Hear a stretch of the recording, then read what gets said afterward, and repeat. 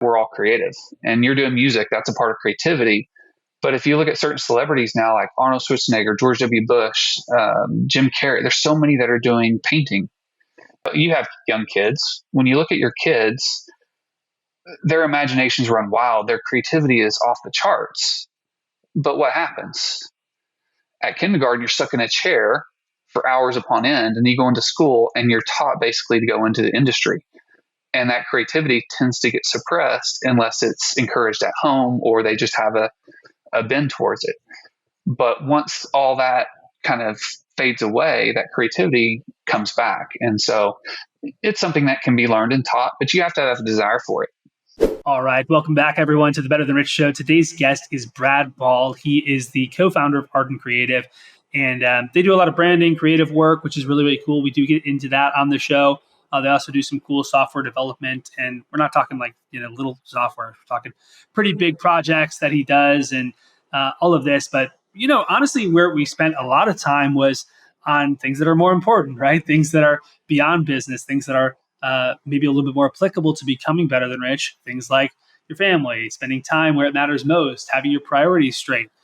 Brad is actually, doesn't come from a business background. He comes from an art background. So that's where his degree's in. And we get into the creativity of that and kind of the history of that for him and why that matters. He's got a book coming out. So, make sure you stay in touch with him. But honestly, this was an amazing conversation with a dear friend of mine, Brad Ball, and I hope that you like it as much as we enjoyed shooting it. So let's get on with the show with Mr. Brad Ball.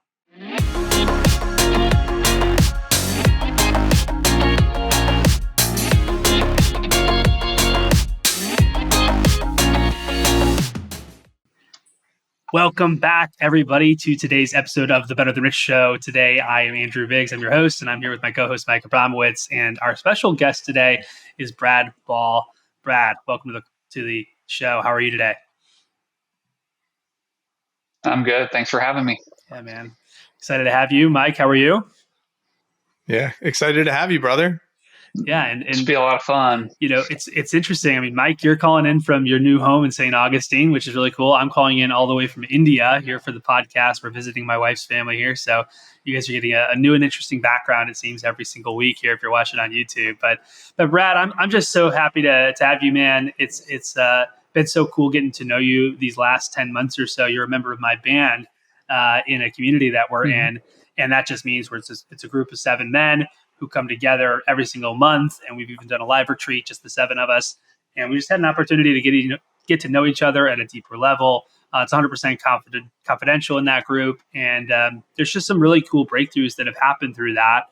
And but it's also, I know that in the business world, you are a true savant, and you've built these amazing businesses, in the branding space, in the software space. I don't know about that, but thank you. I mean, I don't know. It's pretty dang impressive with what you're up to. You have a mastermind of which, John Maxwell, you guys just signed to a contract to be, one of the lead, kind of headliners of that. And I just think that there's so much that our audience can learn from you.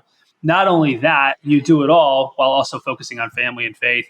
And also being super humble, which you're already modeling. So, I mean, that's kind of my big, long spiel about who you are from my perspective. But when you hear that, how do you receive that? And I guess, maybe tell us your origin story. Like, how did you get into business and how did you end up here on this, on the show today? I never thought I would be in business originally. That my degree is actually in painting and drawing. So I'm an artist creative first. But I've always enjoyed being around people. There was a period I was a youth pastor and thought that was a route I was going to go. That didn't happen.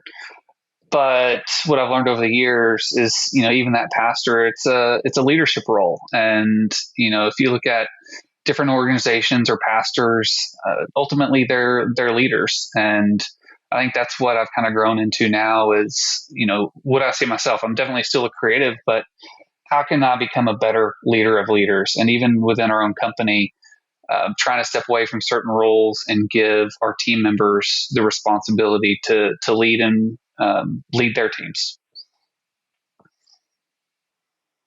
So that's kind of the initial thing. I mean, there's so many things I can unpack there as my background, but I would love to go in the direction of the art for just a moment, just because this is something that's close to me. My wife's sister is one of the best artists. A lot of pencil art. We have several of her artwork around the house. Really stupendous. And the challenge that, I've witnessed from the sidelines with her is, how do I price my art? How do I sell it? How do I put a price tag on this? I just like to do it. I enjoy it. So it's hard for me to profit from this. And it's just a beautiful gesture. And at the same time, there's a stigma of a starving artist for a reason. It's like, that is not something that comes natural to people. I would love to just hear maybe your journey on maybe just the discovery of how did you go from, I have this gift that I'm super talented and I'm able to make these beautiful canvas images come to life, into, a profitable business that it could, maybe that's something you did or did not do, or maybe you have counsel for someone who is in art that they can do it. But I'd love to hear some of your thoughts on this. It's a little bit of both, because, my background is art, my degree, being an artist, studio artist. What my differentiator is, I'm a stage painter. So I get up on stage and paint in 5 minutes to an hour, originally in churches, but whatever the event is. And, starting out in churches, it really wasn't understood. And I remember starting out just as a college student going to an event, and my expenses were like, let's say $200 for the canvas and all the materials. And hey, how much you want for that painting at the event? And I'd say, I want $500. And that's expensive. And I was like, well, it's not really. You spend $200 on a pair of tennis shoes. But the issue as it relates to artists is they're creatives. They don't know how to sell, and they don't know how to value their worth as it relates to their artwork. And, a lot of times people don't really see that value until they're dead in some cases. As you look at most famous artists that, like Monet, he was frowned upon and wasn't liked until he was gone, but he changed a new movement. So that's the number one thing as it relates to artists, is valuing themselves and their artwork and believing themselves, because they just like doing what they do and don't want to be told really how to do their art or do their painting. And, I'd say once you set a price point, it's only going to get more expensive. Never devalue what you do, because you want to enjoy it and you want your time to be worth something. And so I helped one guy who wanted to get into the event or the stage painting space. And he's grown way beyond what I've done, because he got in with the Pittsburgh Penguins and started doing live events with athletes. And it's just, he's really good at what he does. And he's very good at people and faces, which is something I actually struggle with. There's certain things in a short time frame that my style doesn't adhere to very well, and that's one of them. And so that's the other thing about art. There's a lot of different styles. There's, abstracts and, realism and expressionism. And right now, a lot of the abstract is very hot in real estate and just in general. And so if you can find that market and build a niche or a name, you can charge almost whatever you want based upon that. And I think that's the hard thing a lot of artists struggle with. And before I kick it to Biggs, I'm very interested in this origin story, because you made it seem like, and for the uninitiated, which is me, you made it seem like, oh yeah, just like go on stage and paint and people pay, or I go paint and it's like a normal thing at a church. Well, first off, I've never experienced it. I've never gone to church, so also like growing up Jewish, like I'd never been in front of that. So is this something you were exposed to as a teen or an adolescent, where you witnessed other people doing on stage painting and you're like, oh, that I'm going to do that? Or like, how does someone get the idea to go sell themselves to say, hey, I'd like to paint on your stage. Will you pay me? Like, what is the origin story there? So origin story is really nobody did this when I did it. The only thing that I knew about was there was a chalk artist that would do chalk drawing with black light. And so the black light came on, it showed what it was. And the other thing you saw at churches a lot was, or not a lot, just one person does it, was pottery. There was a guy, and it may have been a couple, that would go and talk about, their scripture about molding the clay. And that's what God does to us. And there's other things about the furnace and the fire and all that. Well, they would do a pot on stage. Those were the only two things that I ever saw. And what happened was my youth worship pastor at the time, he was releasing a new album. And his whole heart was to bring art back into the church. And, if you look at history of the church, it became very religious, very anti-art or things like that. It had its form, but art and dance were never brought into the church. And depending on what aspects you were, unless it was like the Sistine Chapel or it was art, that type of stuff. And he goes, I want to have an artist on stage. Would you do it? And I said, yes. So he had a full hour and a half set, and he had a dancer and an artist. And the idea was just to paint what you feel led with during the moment, not really any ideas. And I did a couple shows with him, and it just kind of evolved to where when I first started out on my own back in 2000, I was doing about half art and about half graphic design. And so that's really where I started my business. Was full story is my mom got sick, and I quit my job at a university to take care of her. And so I could make the same amount of money doing 20 hours of work and live at home and take care of her. And so I did that for a couple of years, and I built up my foundation in business. In 2005, my business partner, who I actually would paint with on stage because he was in a band, after 9/11, he sold cars, and he goes, I want to do what you do. And so I said, okay. And I helped him get in the business. When he left the car world, I connected him with a client. So he did more web and video, and I did more design and web aside from the art. And so in 2005, we hired our first employee and incorporated, and just have been kind of steady over the years, and not really trying to overwork ourselves, because I have 16-year-old twins now and been married since 2002. So I have 3 kids, and business hasn't been the priority in a sense where it was going to take the place of my family. And so we've never tried to work more than 40 hours a week, because, now that they're 16, really I have 2 years left and they're off to college and they're gone. I mean, that's time I don't get back. And you never hear a business owner or, somebody at their deathbed go, man, I wish I made another $1 million.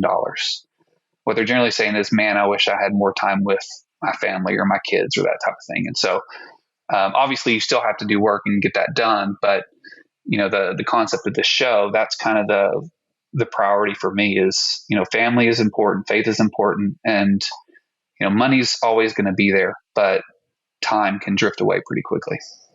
Yeah. So that was kind of a long origin story, but I love it, man. Is there like video of you doing a stage painting somewhere? Like, is that on YouTube? Can we find that and throw that in the show notes or what?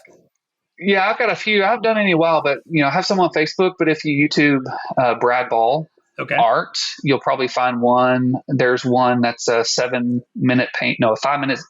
5 minutes and 33 seconds. I painted at an event called Women of Faith, and there was like 10,000 women at this event. And it's very the music is very orchestral because it's a women's event. But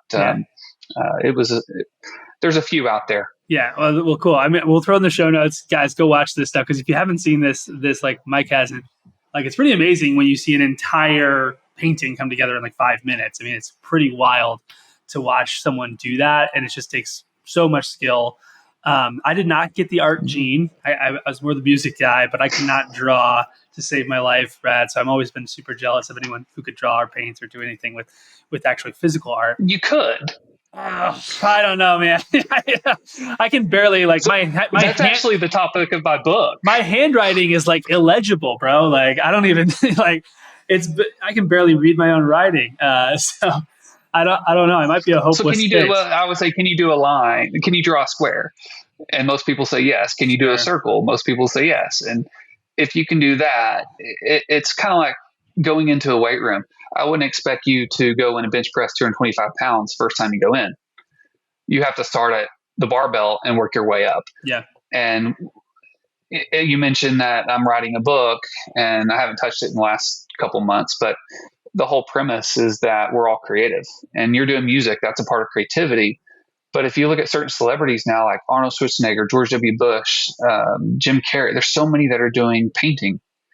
And when you have young kids, when you look at your kids, their imaginations run wild. Their creativity is off the charts. But what happens? At kindergarten, you're stuck in a chair for hours upon end, and you go into school and you're taught basically to go into the industry. And that creativity tends to get suppressed unless it's encouraged at home or they just have a bend towards it. But once all that kind of fades away, that creativity comes back. And so it's something that can be learned and taught, but you have to have a desire for it. Sure. Well, I appreciate that because, ultimately you're coming also with a very technical background, right?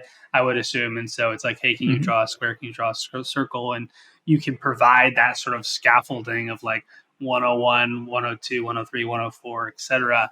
And oftentimes that's something I talk about with music, because so many people come to me and they say, well, I want to play my favorite song on the piano. And I go, well, first you need to figure out like what a C note is, what a D is, what an E is, and where they are on the staff.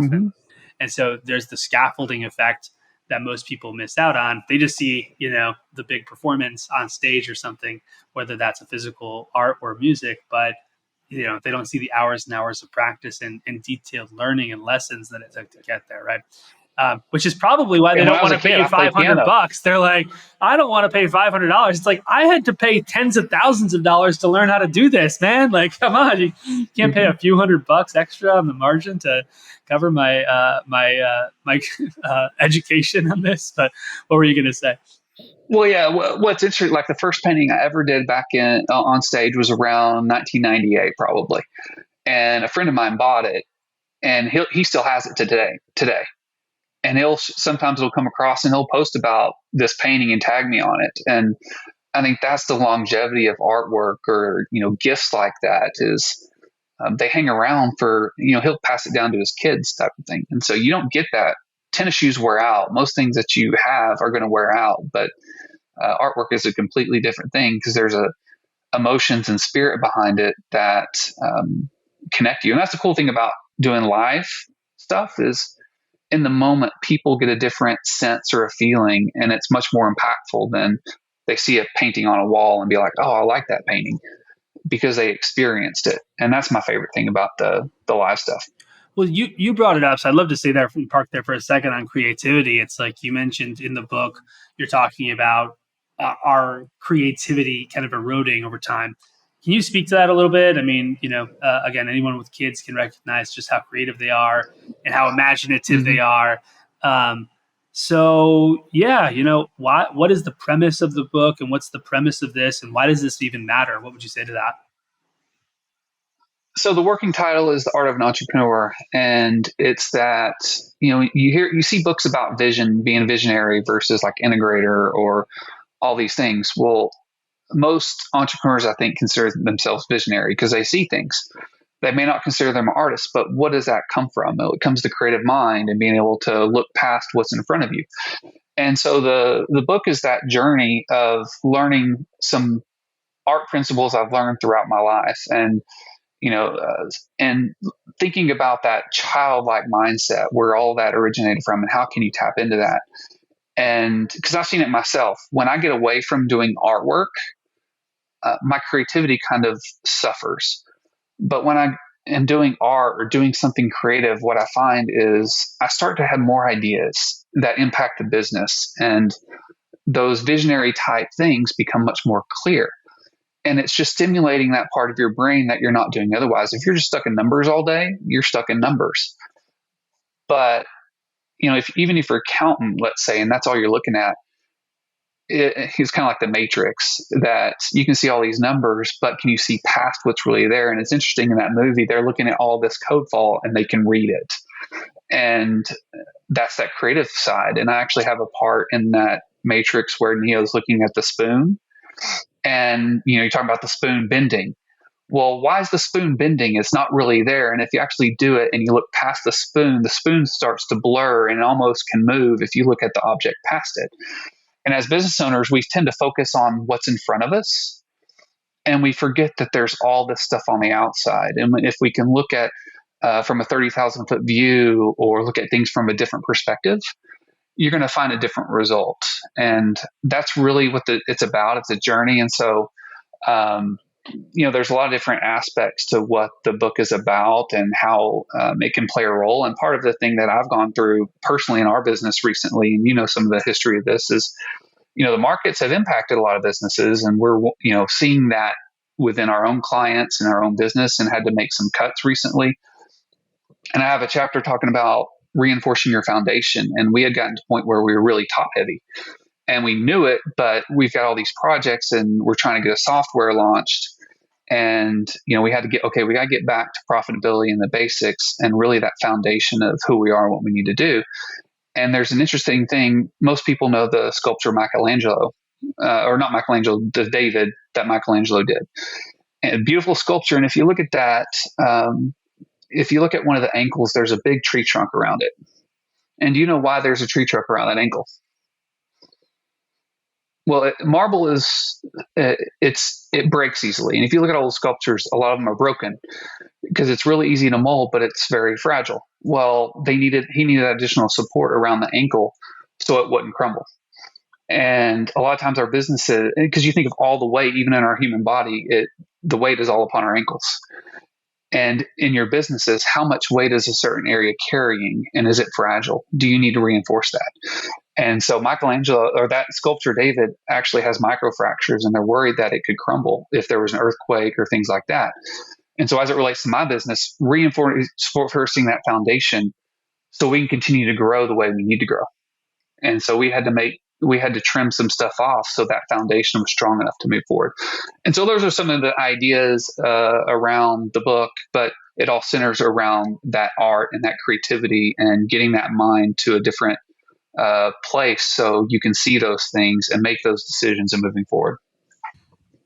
I thought when you started talking about the statue of David, I thought you were going to talk about the intro to 10x is greater than 2x, where Dan Sullivan talks about just the whole history. I don't want to get into it, but I never heard what you just said, which is awesome about the foundation and ankles. And that's really fascinating. And listener, if you haven't listened to the audiobook or read the book, 10X is greater than 2X by Dan Sullivan, it's a great, simple listen and a really good read. But I wanted to circle back, Brad, to one of the things that you said about having space for the creative to exist. And I know you're talking a little bit about the matrix, but something that has served me tremendously, and we've talked about it in previous episodes a bunch, which is having these boundaries for my mornings, my evenings, and my personal day on Monday.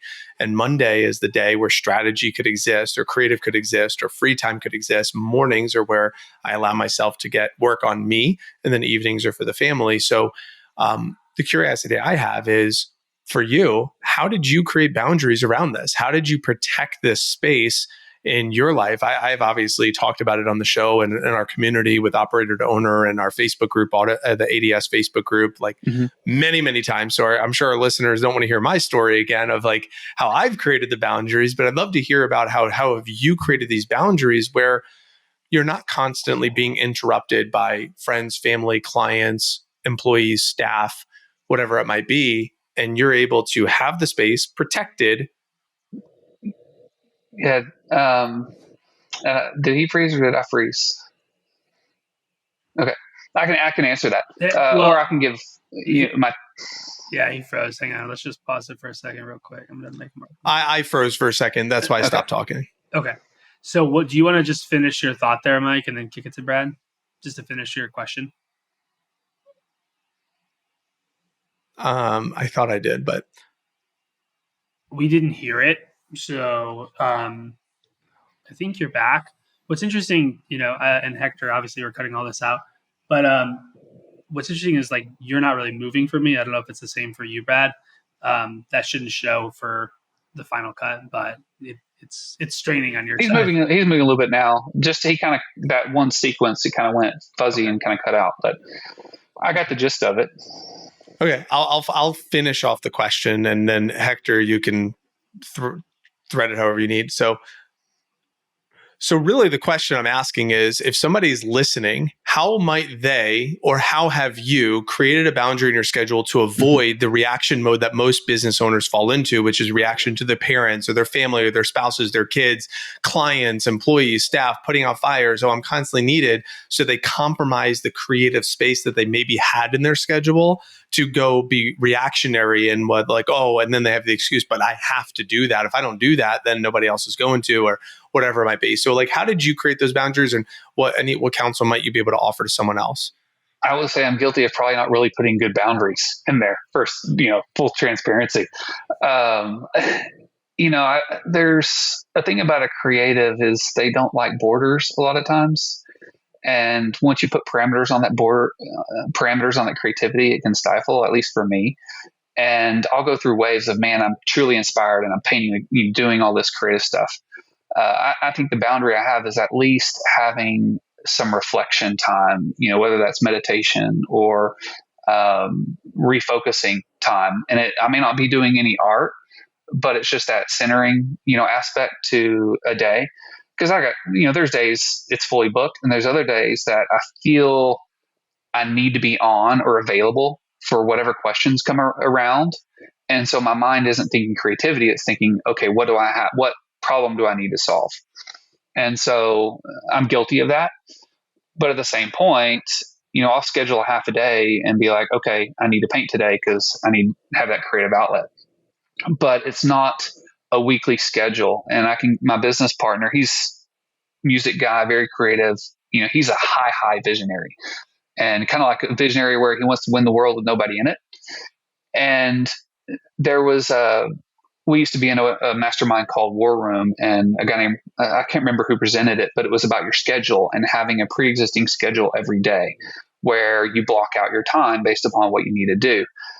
And there came a point after maybe 6 months of this, he was so stressed out because he's trying to adhere to this certain schedule. And what he realized is the schedule wasn't giving him the freedom to do the things that he really wanted to do on a daily basis. He was locked in, and that stifled his creativity.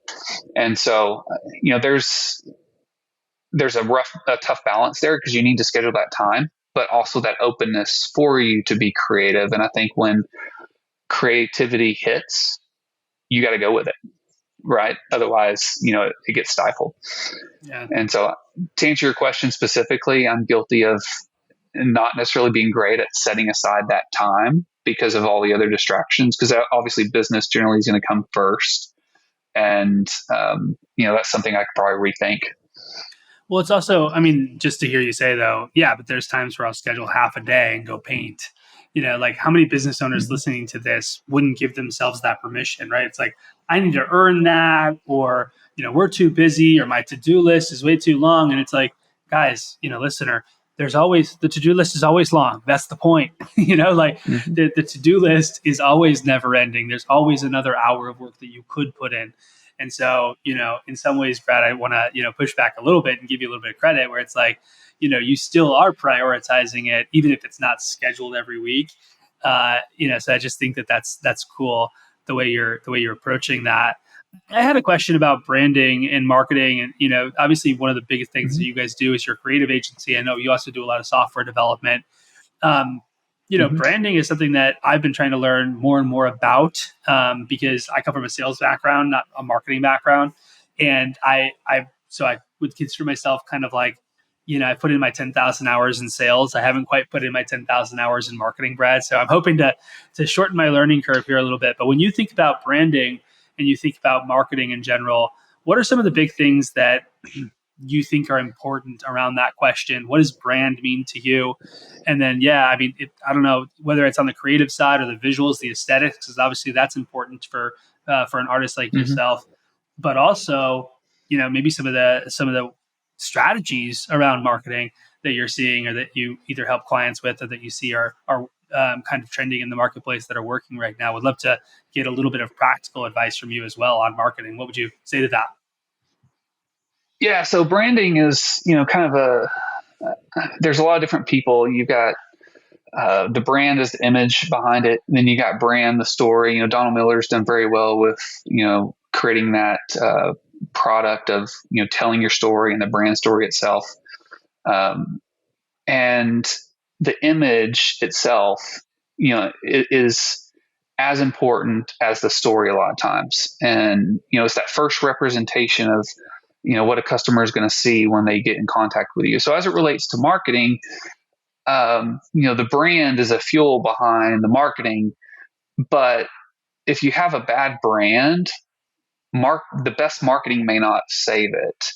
Now, at the same point, if you got really good marketing and you got a poor brand, it can do pretty well. So there's a tough balance. But a lot of times, as it relates to a brand, there's not necessarily an ROI behind a brand except for brand awareness. And so you got different marketing campaigns. Social media now is really all about brand awareness because there is no real good ROI. If you're just doing social posts, you need to do that for the awareness to make sure people see you when they come to validate you, whether it's your website, your social channels, your video. It's just content that people get to know you. And depending upon what you're selling is going to give you different avenues of what the best marketing channels might be. And so the difference, though, is buying ads and creating funnels is very different than creating the brand itself. But to have a successful funnel, you need to have a solid brand. And I'll give you an example. I went through one of my friends in my mastermind group. He reached out and said, "Hey, I've got this marketing company. It's called such and such, and we want to rebrand. And maybe it's not completely official yet, but anyway." And he was running into an issue of such and such that people were confused by that. What does that mean? I mean, is it a scam? People thought it was a scam. It's a marketing company, and yet people didn't really relate to it. And so going through a process, I asked him some questions. Well, who are you, and what's important to you, and what does this look like? And so what does the name mean? He made the comment of, "I really like when two names make a word." And, my company, one of them is Ardent. It means passion. My other company is Verity, the software company, which means truth and, truth in the data and that type of thing.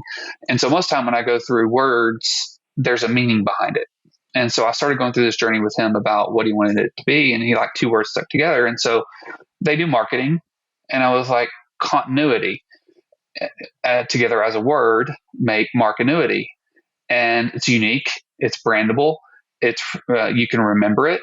Could it get confused with some other things? Yes. But in this day and age where, people, you don't really want to name your company after yourself.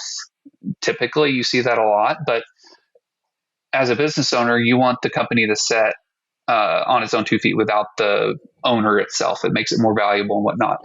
And so now we got this whole story around marketing and continuity and what that means within their business. So there's a story behind the name.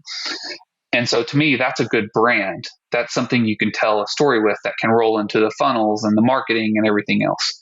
And so now as it relates to marketing and strategies, I would say my tactics behind that, as Facebook ads get more expensive, Google has always been one of our best lead gen sources, whether it's for us or clients. YouTube is a big one for a variety of reasons. But one that people forget about, depending on the industry, is old school marketing like direct mail or billboards or things like that. And we've got a dentist that we just got approval on today to design some billboards for their practice that's in South Texas. I mean, is there an ROI to that billboard specifically? No, but how many eyeballs are seeing that billboard on a daily basis? And now your brand is in front of hundreds of thousands of people that are going to see it regardless of how Facebook's changing their algorithm.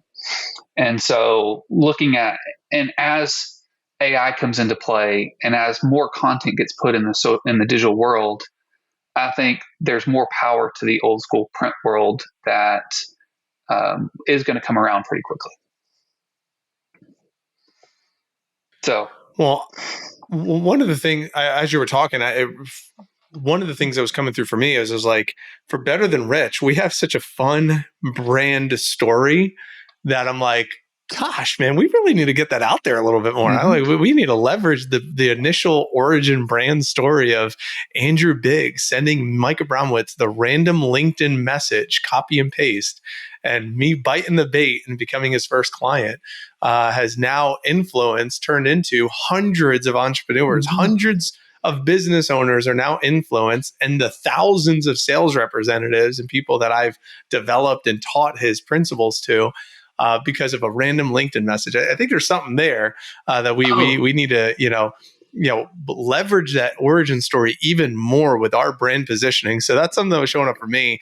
Mike, real quick. It sounded like Brad had an insight, and I'm like, okay, I want to Brad, help us out. What No, did you? Oh, okay, yeah, I was going to say Please. we talk about that a little bit on our retreat. Is we were talking about brand and specifically Better Than Rich brand. I mean, I think the name itself, the look and the brand image, that's a different story. But the story behind Better Than Rich, I think, is valuable, and it's got a lot of scalability to it because it goes back to what I said earlier. We can make a lot of money, but what do we as business owners really want or need? And I think you earlier in our conversation, Andrew, you said something that made me think of why business owners get in the business in the first place. It's usually to enrich and better their lives. But we put so much in our schedules that we don't take the time to do the things we want to do because we got these responsibilities. And that's not how it's supposed to be. And there's a book called Profit First where you take your percentage out and that's yours. If you can't run your business with everything else, then you need to redo it. I think it's the same thing with our time. You need to allocate the time to enrich your life and do the things you want to do. And if that's working, 4 days a week, 3 days a week, then do it. Because I think what you'll find is that you're going to do better work because you're more fulfilled and you're going to get more done in a timely manner. Because when people are working 67 hours a week, it's proven that there comes a point where their productivity drops significantly. And if you can shift that mindset to do the things you want to do, I think life really becomes better than rich. I appreciate that reflection. By the way, I know you mentioned Profit First. I have Clockwork by Mike Michalowicz. Mm-hmm. I know I think that's how you say his last name. I haven't read Profit First yet, but I know he talks about that book in Clockwork. And listener, really fantastic. That guy is a genius when it comes to business systems and stuff. So one of the curiosity, obviously, I'm an avid reader, love learner. I say obviously because I have a lot of books and makes me look smarter than I am. I guess it's one of those things. But I absolutely love Maxwell. I heard John Maxwell speak live at a 10X conference with Grant Cardone, and I was just like, just a little kid, just like it was just soaking it up, pages and pages of notes. In fact, I did a Facebook Live after the event, just debriefing John Maxwell's talk because he's just so full of wisdom. In fact, small little caveat, and then I want to kick it to you is I learned from Maxwell one really cool, profound point that helped me launch 9 books. And I don't think many people know this. So I just want to share this real quick. John Maxwell said in one of his talks or one of his books that every time he had an idea, he would have a filing cabinet back in the day of each of those ideas. So if he had an idea about courage, he would write a talk about courage, put it in a file. If he had a talk about excellence, he wrote a talk on excellence. He would deliver it at his church or deliver it at a school and file it away. And then he would take that file on courage, give that to an assistant. He was doing delegation before delegation was cool. Gave it to an assistant and said, turn this into a book or turn this into a chapter of a book. And that's essentially what I did. So I did 300 hours of speaking at the school. And every time I did a talk, I would have my notes on that talk. And then that either became a chapter or became one of the 9 books I launched because following that exact same model. He has taught me so much indirectly. So for you, Andrew filled me in that you joined a community that he's kind of a part of and whatnot. I'd love to just hear anything you have to say that has to do with John Maxwell. I'm all ears because that guy has indirectly influenced me massively. Yeah, so this kind of goes along with the branding. Back earlier in the year, and I guess this was official March, April, I became a partner in a mastermind. It was called Master Hackers.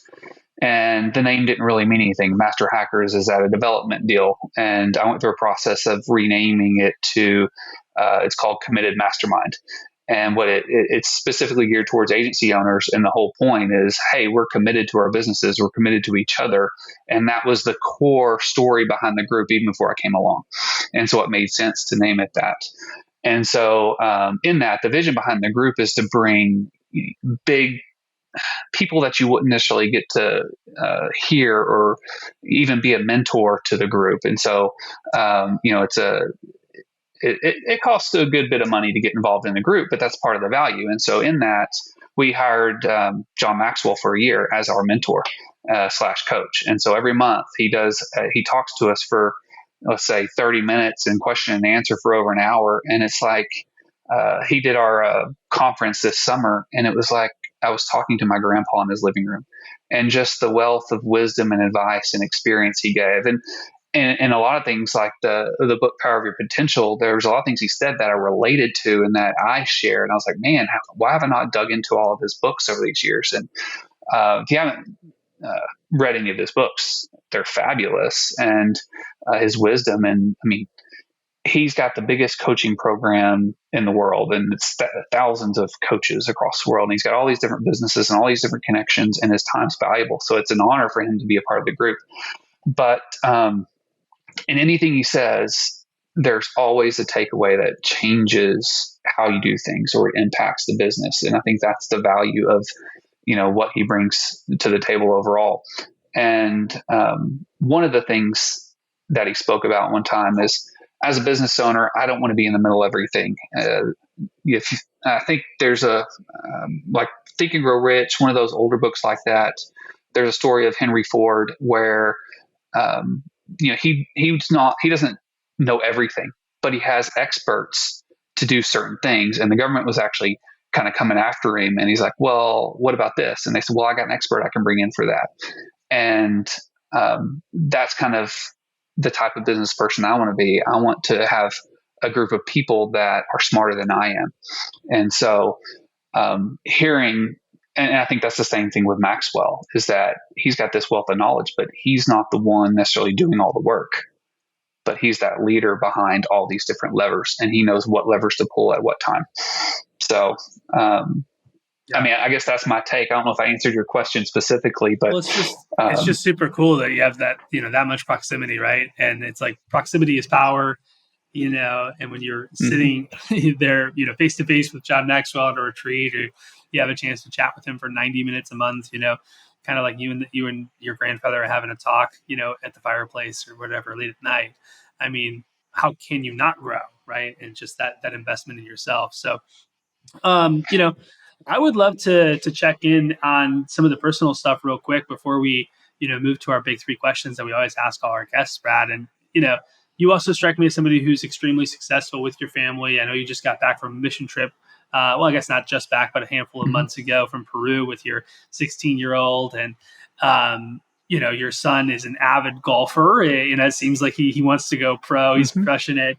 It seems like you have a really, he's at a tournament today, actually. When I hear some of these numbers, I'm like, he sounds like he's got a shot. So, but just in general, man, how do you keep it all together? How do you run a multi-million-dollar business and be successful at home? And talk about that if you don't mind.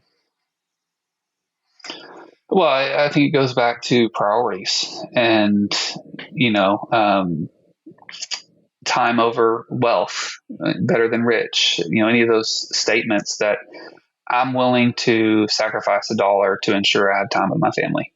And taking my daughter to Peru on a missions trip was one of the best things for us. I mean, she's pretty strong-willed overall. I mean, she's going to be something when she grows up. She's a daddy's girl.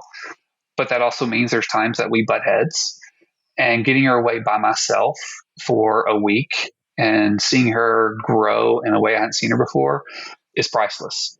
And so I'll do that with my son too. Maybe next year, take him on a trip like that. But really, I think the big thing in this is trying to be present. I'm not always an expert at it. I fail every day. But knowing that I love them and that I'm here and around, I think is important. That I'll go pick them up from school if I need to, or go to their events. Being present as a business owner is going to be something they'll remember forever.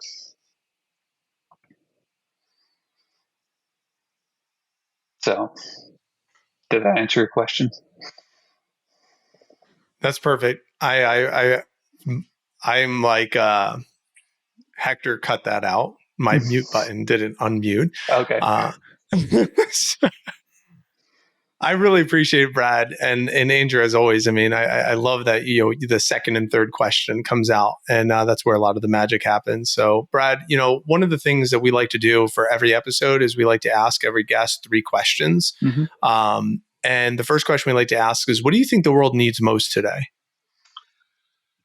Well, I mean, with everything going on right now, I would say number one, the easy answer is love. There's a lot of different issues in our world. There's a lot of different politics going on. And I'm not afraid to have difficult conversations with people if they even believe something differently than I do. Even in the midst of our own band group, we're all different people and we all have different ideas. And we can have conversations, even difficult conversations. And at the end of the day, we're still going to be friends and we're still going to love each other aside from our differences. And so I think that uniqueness and ability to see past certain things is important and find middle ground. And that all originates with love. And, to add on to that is to be able to listen. And so, I'm okay having difficult conversations with people, and not a lot of people are like that. It becomes political or they take offense to it. And I generally don't take, people can make me upset or something like that, but, it's not going to change who they are as a person or their value as they are to their friends or family or humanity in general. Yeah, great answer. And yeah, that I've bore witness to that. It's been really cool to watch you bring love into all situations and also stand firm for what you believe and be kind of a light that shines pretty brightly, man. So I appreciate that. Our second question is, what 1 to 3 books do you recommend everyone check out? So for a business owner, the first one that I think we had some of this in play was the book Traction. You hear a lot. It goes into the EOS system in terms of how to run your business. But it goes into a part of when we talk about branding, talking about mission, vision, core values. Those are highly important in no matter how many employees you have, because it sets the stage and the foundation for who you are and where you want to go. If you don't have that, your employees don't know, what you're doing, and it's kind of shaky. So that's probably number one. You've got the old ones, Think and Grow Rich, and there's a lot of different ones like that. One that blew my mind because it was more of a mental thing. Can't Hurt Me by David Goggins. The audiobook is fabulous, just his story and what he overcame. And it's just inspiring that as business owners, we're going to go through trials. We're going to have crap we have to deal with. And when you hear the stuff he did as a Navy SEAL and what he overcame, and you look at that overall story, it's just inspiring. And then, talking about Maxwell, let me throw one of his out. The last one I read was Power of Your Potential. And it's a fabulous book about, who we are as people and business owners and the potential that's behind that. And so just off the cuff, those are probably 3. And, I've got some others, but I would say the more we can learn as business owners, the better off we're going to be. I love that you said Traction. I have it right up here along with Rocket Fuel. And Gino Wickman is actually our Front Row Dad guest speaker in the next cohort of our emotional intelligence series. So nice. Super fired up to pick his brain and learn about what he's been up to. It's really cool. So great shares there, Brad. And for those of you guys that are listening, if you want to learn more about Front Row Dads, that's how we're all connected. Definitely reach out. I mean, it's an unbelievable group of brothers and community. So, Brad, last question is, what does it mean to you to be better than rich? Well, I think I kind of touched on that already. And I think it's, the values that I have and the life I want to live is the fuel behind what I do. And we have a saying within our company. It's, we work to live, not live to work. And a lot of times that's flipped, and our work should enrich our lives, not do the opposite. And so I think that's what it means to be better than rich. Hey, man, this has been so much fun. Brad, thank you so much for adding so much value to our community. I'm sure some people are going to want to stay in touch if they want to learn more about what you do and maybe avail of themselves of your services or what have you. Where can they learn more? I mean, the easiest thing is bradball.com. My website has link to the agency, that's Ardent Creative. All my social handles are I am Brad Ball. They used to be Brad Ball Arts, but then it kind of came across as Brad Ballert. And so now they're all, I am Brad Ball. So, like some of my speed stuff, I've got some paintings I've done on TikTok. I haven't done any in a while, but, some of those are anywhere from 5-minute paintings to 30-minute studio type stuff. But, bradball.com is an easy, place to go to.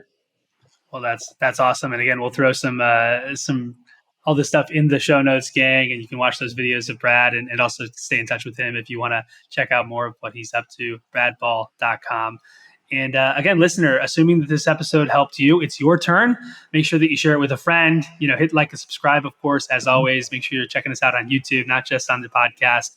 And also feel free to leave us a rating and review. That is the best thing you can do to help more people find us. If this episode helped you, go ahead, just do it. Leave us a rating or review. It goes a long way to helping more people learn about the Better Than Rich show. So thanks again, Brad. Thanks, Mike, as always. And remember, audience, to leave today better than you found it. Until next week, we'll see you then. Bye, everyone.